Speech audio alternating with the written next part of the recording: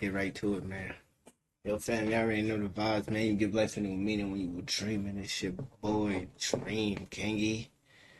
Okay. Child support is back. Tells of Toronto the crazy story of Go Getter.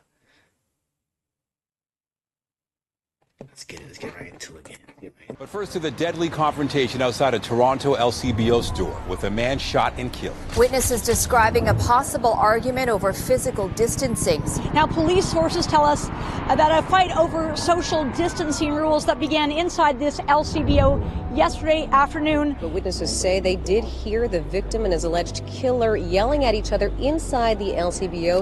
In fact, they heard one shout, "Get the expletive away from me, man," in the moments leading up to the shooting. I had a vision, nobody seen it. I had a dream, no one believed it. I was mesquite, turned to a demon. I was on road. Yeah, I was just about to ask y'all. That's the name of y'all liquor store, right? Trapping on season, niggas is hope. Can't wait till I see them. Back up the sticks, no heads, I'm beating. It's October 25th, 2020, and a routine trip to an LCBO store has turned deadly. A brief dispute over social distancing between a local rapper known as Go GETTA and 21-year-old Cuba escalated into a fatal confrontation in the parking lot. What began as a tense exchange turned into a life-altering event, leaving a city stunned and searching for answers. On today's episode of Tales of Toronto, I will be providing answers to the lingering question: how did a moment of frustration spiral into irreversible violence? Michael Roberts, better known by his stage name Go GETTA, is a rapper reigning from Toronto. With his parents and two siblings, Go GETTA was raised in Cataraqui, a housing project in the southwestern part of Scarborough. Cataraqui has a rich history. It's a predominantly Caribbean block and is known to foster some of the city. The belt is crazy, gang. The belt, yo, back in the days was crazy time, gang. Look at the belt buckle, bro, with the phone. You feel me? This with the trap phone and Has a rich history. It's a predominantly Caribbean block and is known to foster some of the city's brightest musical talents. By putting together annual block parties and basketball showdowns, Cataraqui has fostered a tight-knit community. Despite being such a lively community, Cataraqui has faced numerous challenges over the years, including being labeled as one of the more dangerous blocks in the six. Before June 1998, the housing project was referred to as District 13 before Toronto's Housing Committee renamed it Block 13. Many of the people that live in Block 13 feel that this community had made strides in dealing with strife from various gangs, guns, drugs, and prostitution. Toronto police, on the other hand, regard the troubled block as a silent yet rapidly growing criminal organization. As early as the 90s, many adults, young adults and youth from the neighborhood have shown allegiance to the Crip Street Gang, calling themselves the Block 13 Crips. They have traditionally been friendly towards other Crip sets across Scarborough, but when it came to crews reigning from Teesdale, a block just a 5-minute drive away, it was a whole different story. Cataraqui's war-torn history with Teesdale is rumored to have sparked in the summer of 1999 when two members of the Block 13 Crips were caught extorting drugs from a Teesdale crew member, which resulted in a brutal assault at Kennedy Station. The neighborhood strife still continues to this day, and unfortunately, Go GETTA reaped the consequences of the war all throughout his childhood. Have you heard about the people who are investing in real estate that's backed by the government for just a few $100s? Go GETTA's upbringing was rough, to say the least. With his mother being white and his father being black, Go GETTA was bullied from a young age because he was mixed race. On one occasion in the 4th grade, he was jumped by a group of kids and robbed of his allowance and cell phone. Soon after this incident, he became the target of constant bullying by other school kids. It got so bad, he would sneak out of school early in order to get home safely. The harassment... yeah, I feel bad for bro, feel me? See, I can already see why bro already tight when a nigga tell him like, yo, move back for social distance, like move back, nigga. I could tell he already traumatized, bro. Come on, bro. Nigga got bullied one time, now everybody feel like, bro, a free lick, bro. I feel bad for bro. So let's get it, my fault. Come on, look what they doing to bro. He's probably mad little too, gang. Soon after this incident, he became the target of constant bullying by other school kids. It got so bad, he would sneak out of school early in order to get home safely. The harassment carried on into his high school years. In one instance, a group of kids were waiting for him to arrive home. When he reached his front porch, they jumped him and a brawl ensued. His father opened the door and the neighbors broke up the fight, but 5 minutes later, there were 5 to 10 people banging on their door, trying to get inside. His father called the police and they soon arrived to mediate the situation. The constant harassment took a toll on GETTA. Not only did his attendance in school quickly front porch, they jumped him and a brawl ensued. His father opened the door and the neighbors broke up the fight, but 5 minutes later, there were 5 to 10 people banging on their door, trying to get inside. His father called the police and they soon arrived to mediate the situation. The constant harassment took a toll on GETTA. Now, Yeah, I gotta call me whatever you want to call me. But yo, pops, they jumped your son right outside the cribbo. You feel me? Then 5 minutes, they was safe enough to kick your door down, gang. You called the cops just to relax, like mediate, just to relax everything. Then you gotta press charges, my boy. You gotta wrap this. You gotta put a stop to this, my boy. You either gotta put your son in boxing, karate. You gotta do something, gang. We can already hear how your son about to join the streets and go get him a strap and start booming at niggas. We can already see how this is about to go. Oh man. not only did his attendance in school quickly decline, but he started to get in trouble with the law. At 15 years old, he obtained his first 2 charges, assault and assault causing bodily harm. He spent 2 months in custody, 1 month under community supervision, and given 27 months probation plus a 2-year weapons prohibition. Then, at 18 years old, he was charged with possession of property obtained by crime under $5,000 and given 15 months probation. Wait, we got my fault. my fault. I gotta see at what age did he stop getting bullied. You feel me? I don't know, my fault. Run me back one time. The constant harassment took a toll on GETTA. Not only did his attendance in school quickly decline, but he started to get in trouble with the law. At 15 years old, he obtained his first 2 charges, assault and assault causing bodily harm. He spent 2 months in custody, 1 month under community supervision, and given 27 months probation plus a 2-year weapons prohibition. Then, at 18 years old, he was charged with possession of property obtained by crime under $5,000 and given 15 months probation. GETTA's troubles were just beginning. Soon after his release from custody, his family home was the target of 5 separate shootings. On the first occasion, the then 14-year-old GETTA was told that some random guys showed up at the front of the house and started firing shots at his brother. On the second occasion, he had just returned home to find that the police had arrived after someone fired shots at the front window of the house. On the third occasion, he was in the shower when he heard a loud bang. When he and his father went to investigate, Yeah, you gotta move out, bro. Yeah, son. We gotta get out, bro. I'm tired of this shit. I'm tired, son. We gotta get the fuck out the crib, bro. And when you move, let them little niggas know you don't live here no more. We gotta get the fuck out.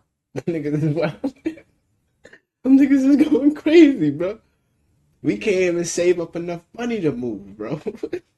We trying to fix the door. We trying to fix the window. Niggas can't even save up to even. Niggas gotta.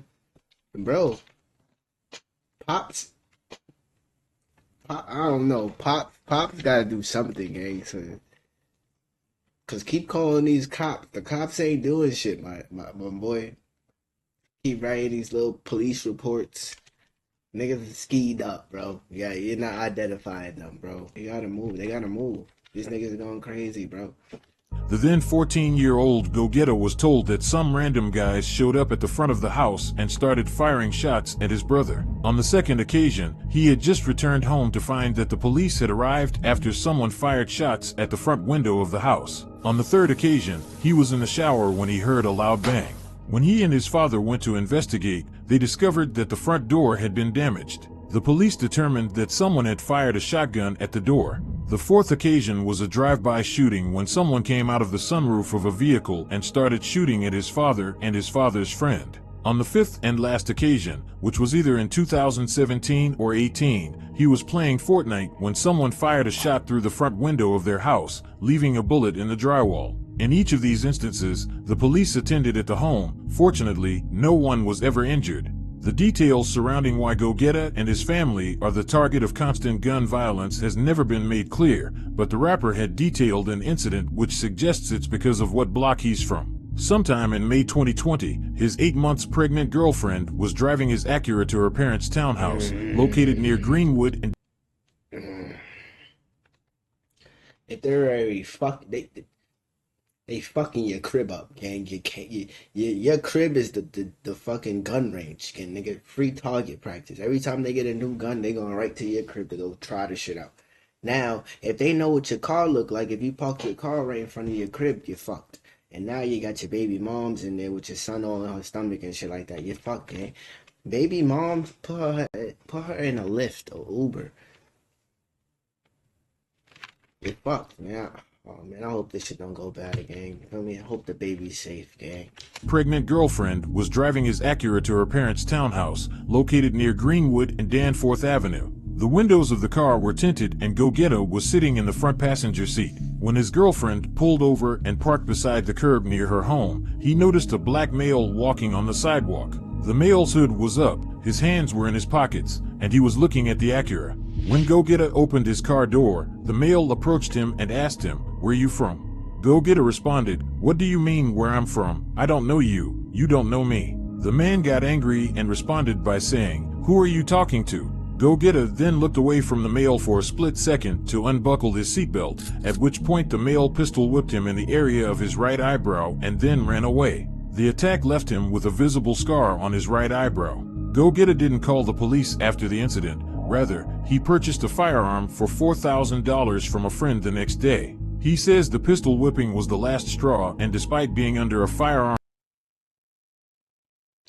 Nigga, they gypped him? $4,000 for what? I want to know what gun he got. He might got some shit. I don't know what shit he might got.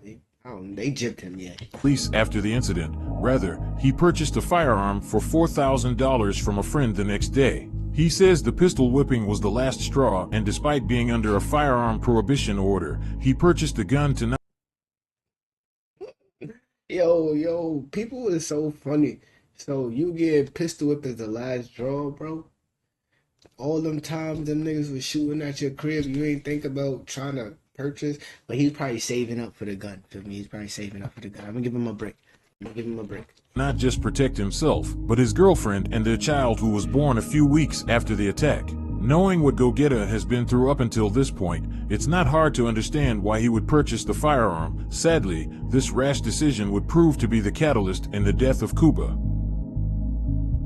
Damn, what happened to Kuba? 21-year-old Yakub Sudameriki, nicknamed Kuba by loved ones, was born in Toronto at Women's College Hospital on January 15th during the infamous winter storm of 1999. He was a natural athlete who excelled at many sports, but skiing was his passion. His skill on the hill began at a young age. At 26 months, and with a few short breaks, he skied with his dad for 6 hours up and down river Styx, already exhilarated by his newfound love of the sport. Kuba loved speed, and his skill on the slopes resulted in many club championship race victories, and ultimately the 2012 Whistler Cup in the under-14 slalom category. 2012 Whistler Cup in the under-14 slalom category. Kuba always followed his own path. He loved adventure and the excitement of life. Those close to Kuba described him as having the most amazing energy which impacted everyone he knew. He touched the lives of the people around him with his curious nature, his sense of humor, his hilarious antics, and his great warmth. He had an incredible ability to connect with people, and they were drawn to his charming nature and enthusiasm for life. Kuba loved his friends and was fiercely loyal. He never left a room without saying goodbye to everyone. Kuba came from a loving family who would do anything for him, which makes it all the more difficult to understand why he turned to drug trafficking to support himself when he turned 21. According to Ontario Provincial Police, on Saturday, March 28, 2020, Huronia West OPP officers stopped a speeding vehicle on Highway 26 at around 9 p.m. The driver, Kuba, had a suspended license, and officers found that there was a quantity of cannabis readily available to him. An ensuing search found an even larger quantity of pot, a small amount of cocaine, several cell phones, scales, a large amount of cash, and a knife. In addition to speeding, Kuba was subsequently charged with possessing cannabis for the purpose of selling, possession of proceeds of property obtained by crime over $5,000. possession of a weapon for a dangerous purpose, and driving while under a criminal code suspension. Despite his legal woes, Cuba was back on road by October, which is when he would encounter Go-Getta.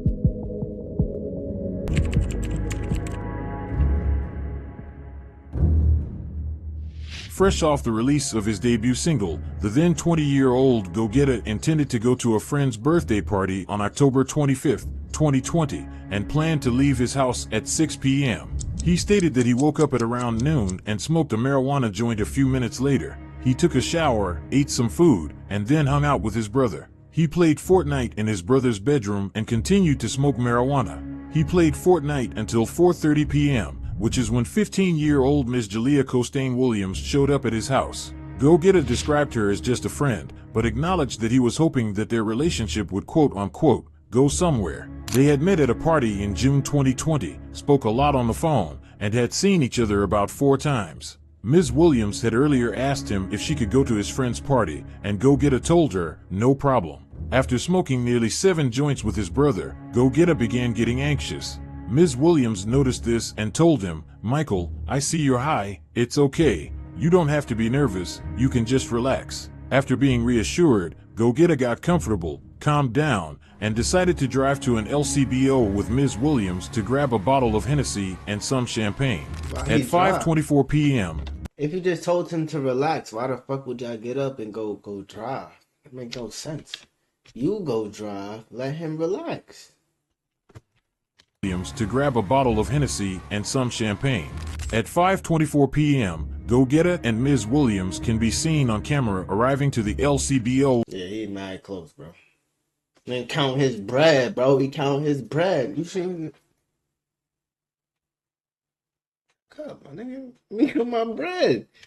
Look, let me count my bread. p.m. Go-Getta and Ms. Williams can be seen on camera arriving to the LCBO located on 3111 Danforth Avenue. Go-Getta had his gun, which was on the left side of his waist and tucked into his boxers. Go-Getta, with Ms. Williams following behind him, went directly to the far right corner of the LCBO, where he grabbed 2 bottles of champagne. He then went to the middle of the store and waited for a worker he knew as Mr. Yilmaz to retrieve the Hennessy from the locked cabinet. According to Go-Getta, he had a good rapport with Mr. Yilmaz.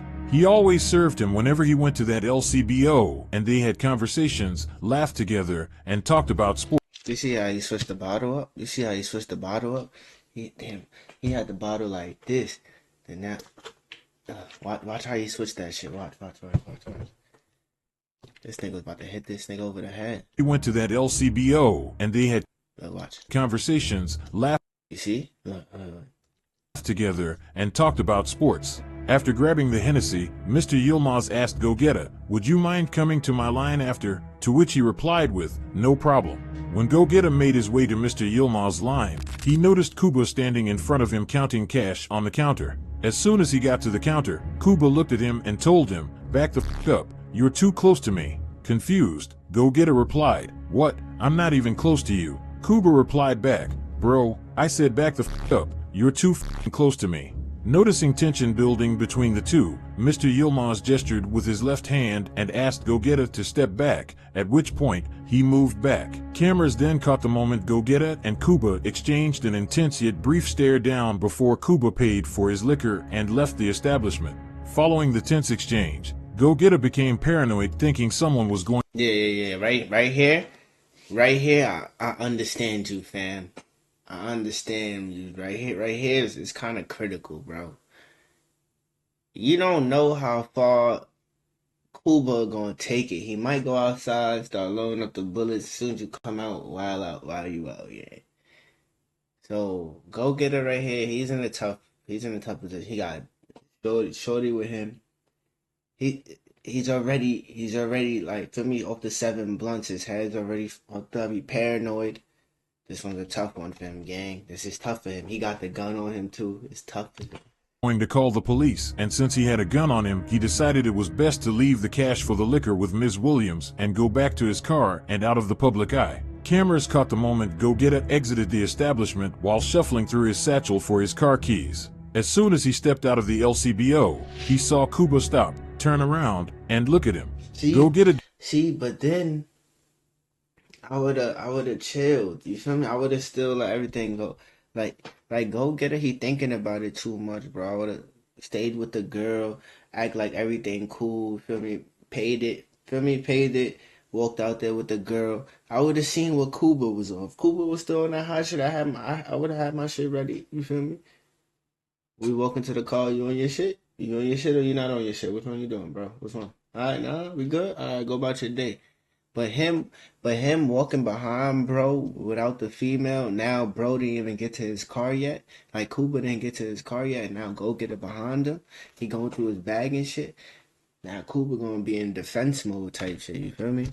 Let's see how it play out. Out of the LCBO, he saw Kuba stop, turn around, and look at him.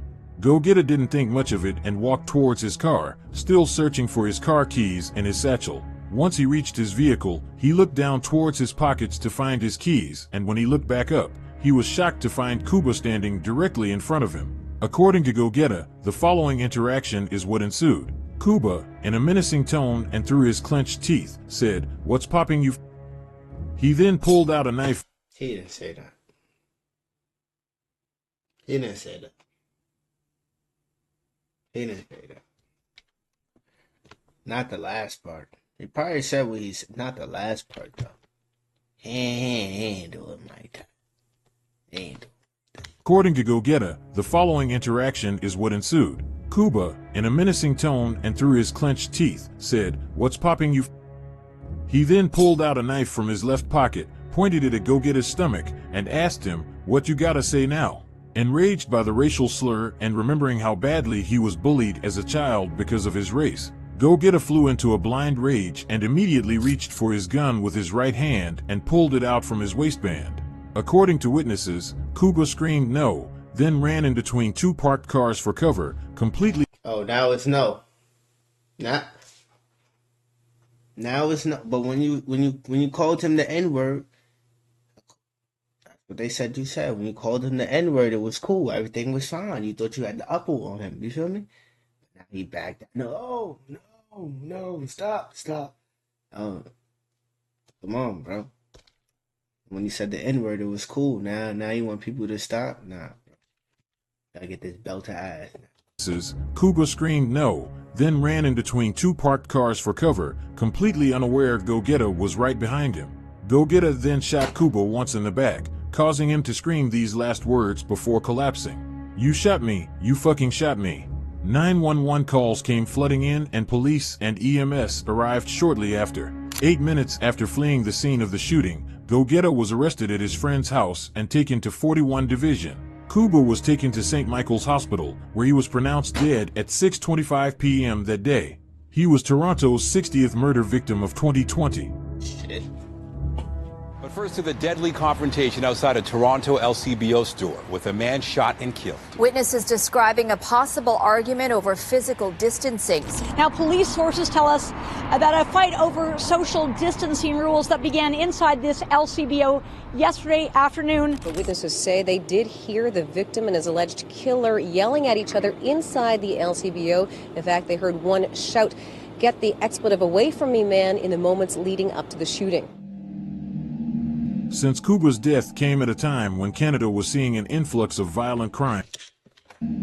Since Kuba's death came at a time when Canada was seeing an influx of violent crimes pertaining to COVID-19 rules, news of his murder made headlines across the country. Some were appalled at how someone can be killed over something as minor as social distancing, while others weren't surprised, considering how on edge the entire city was at the time. I think that this city is, well, humanity right now, we're on a razor's edge. We're just ready to explode.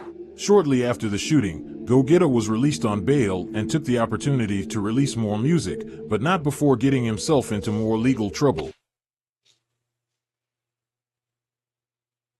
That nigga died. That nigga died. That nigga died. How the fuck you get bail, bro?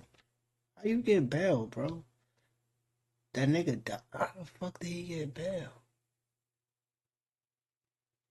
There was witnesses, probably camera footage. The fuck? We're just ready to explode.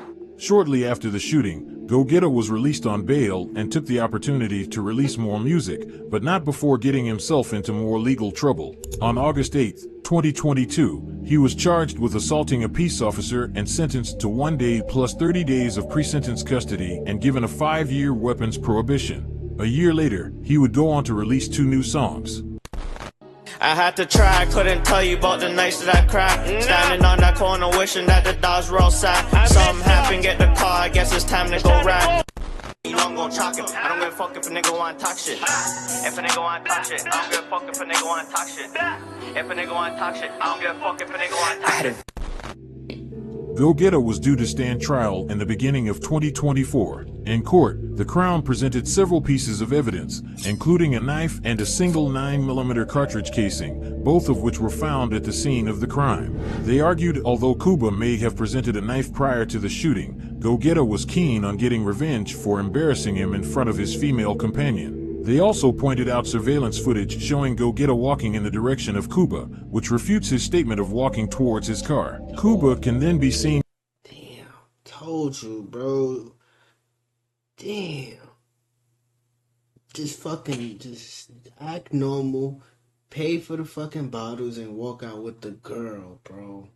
Making eye contact, which refutes his statement of walking towards his car. Cuba can then be seen making eye contact with GETTA and walking right towards him. The footage is then zoomed in on GETTA pulling out a gun from his waistband. He insists it wasn't a gun, rather, it was his hand with nothing in it. The two can be seen having a brief discussion moments before things turned deadly. The defense tried to argue provocation, claiming the situation wouldn't have turned out the way it did if Cuba didn't pull out a knife, but the judge wasn't buying it. The judge was quoted saying, "With respect to the partial defense of provocation, it does not matter if Mr. Sudameraki had a knife in his hand at this point because Mr. Roberts had his gun in one of his hands and was ready to use it in whatever confrontation that was about to happen. Plus, after pulling out the gun, Cuba screamed no and attempted to flee, but GETTA chased him down and shot him in the back, thus making him out to be the aggressor in the confrontation." In cross-examination, GETTA was asked by the Crown if his anger was attributable to the racial slur and the pulling of the... That's not self...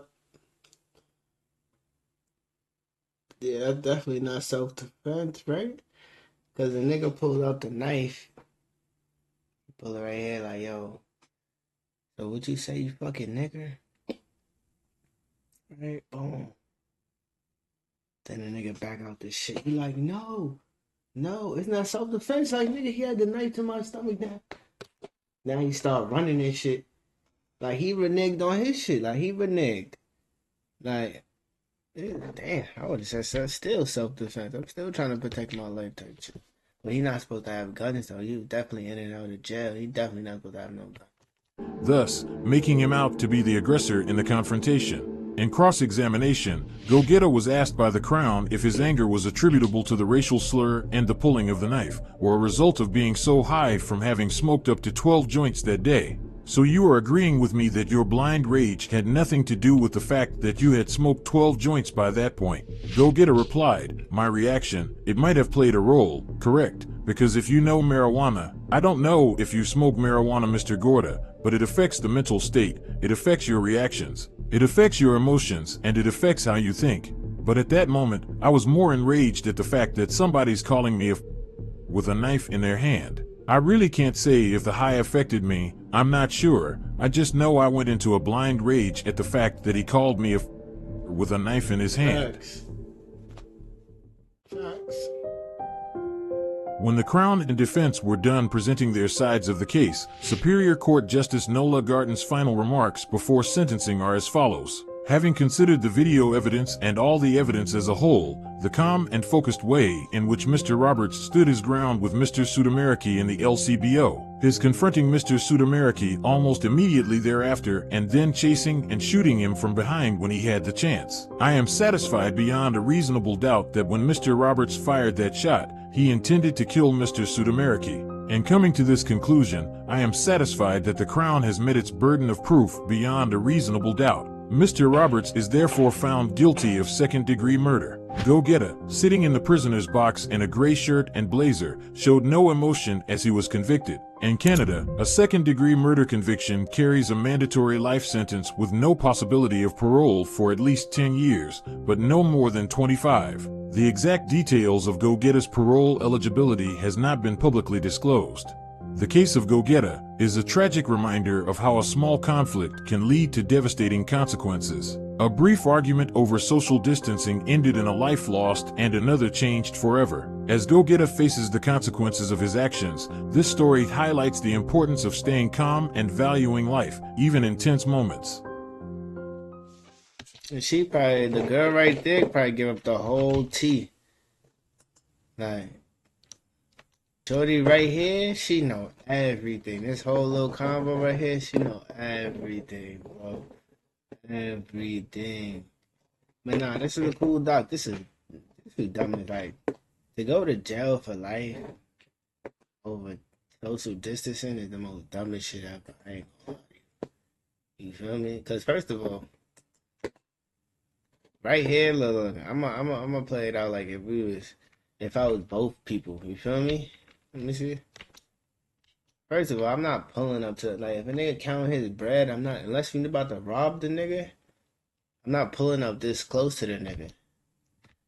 So Go GETTA is automatically wrong for pulling up on him. Feel me? What's bro name? Kuba? Kuba, you feel me? You counting your bread, nigga, get too close. You good, bro?